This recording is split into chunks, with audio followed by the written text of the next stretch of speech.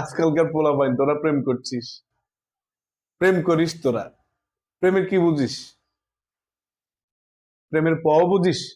প্রেম করছিস? প্রেমটা আসে কোত্থেকে? প্রেম কি তোকে আগে বুঝতে হবে। প্রেম করছিস তোরা, কার থেকে শুনেছিস একটা ছেলে একটা মেয়ে প্রেম করে? এখন তোদেরও করতে হবে, করছিস তাই না? তাই তো। প্রেম ভালোবাসাটা কি তোকে আগে বুঝতে হবে, অনুভব করতে হবে, ফিল করতে হবে। আর এই ফিলটা আসে কোত্থেকে? এখান থেকে। যে ফিলটা আমি পেয়েছি। এত যে বকছিস, তুই কয়টা প্রেম করেছিস?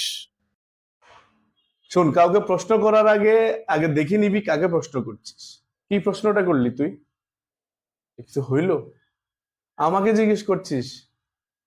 আরে কারোর সাথে প্রেম করা 2 দিন পরে ছেড়ে দেওয়া, এটা আমার হাতের তুড়ির ব্যাপার ছিল। আমি খুব ভয়ঙ্কর রকমের স্মার্ট ছিলাম।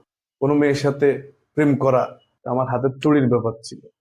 তাই তো বলছি, জীবনে কটা প্রেম করেছিস? একটিও না। আচ্ছা, এগুলা বাদ দে। ভালোবাসাটা কি জিনিস সেটা আগে বুঝবি। ভালোবাসাটা হচ্ছে আত্মার টান, হৃদয়ের টান, যেটা এখান থেকে আসে। আচ্ছা শোন, ভালোবাসা সম্বন্ধে তোর 3টা টিপস দেই।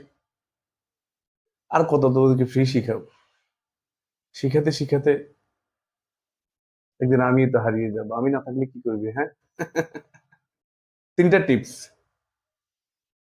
তোর বয়সে বড় কোনো মেয়ের সাথে প্রেম করবি না, মানে সিনিয়র কোনো মেয়ের সাথে প্রেম করবি না। 2, তোর সমবয়সী কোনো মেয়ের সাথে প্রেম করবি না। 3, লাস্ট যে টিপস সেটা হচ্ছে তোর বয়সে ছোট ওইরকম কোনো মেয়ের সাথে প্রেম করবি না। এই 3টা বিষয় মাথায় রাখবি। বলিস কি, তাহলে আর বাকি থাকলো কি? আচ্ছা, তুই গার্লফ্রেন্ড বয়ফ্রেন্ডের মিনিংটা একটু বলে দে আমায়। এটা তো সিম্পল ব্যাপার, এটাও জানিস না? এটাও জানিস না? ঘুরে ঘুরে প্রেম করিস, এটাও জানিস না? প্রথমে আসি গার্লফ্রেন্ড। তো G F, G for garments, F for factory. এরপর boyfriend, B for biscuit, F for factory. তখন থেকে উল্টো পাল্টা বকছে, এই কেউ লাঠিটা লওরে পিটা। শহীদ